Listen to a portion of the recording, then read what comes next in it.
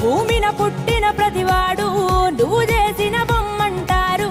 ఒకడెందుకు చక్కగా ఉంటాడు, ఇంకోడెందుకు తిక్కగా ఉంటాడు.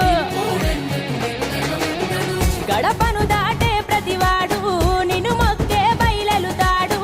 ఒకడన్ని సాధిస్తాడు, ఇంకోడెందుకు సాగిల పడతాడు. ఆ గరీబోడు నీ భక్తుడే, ఈ నవాబైన నీ భక్తుడే. ఎందుకంటే ఈ ఎక్కువ తక్కువ ఎవరంటే నీకు మక్కువ.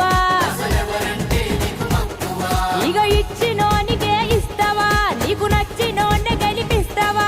నిన్ను గుండెల నింపిన వాని కన్నా హుండి నింపే వాణ్ణే చూస్తావా. ఒక సోమ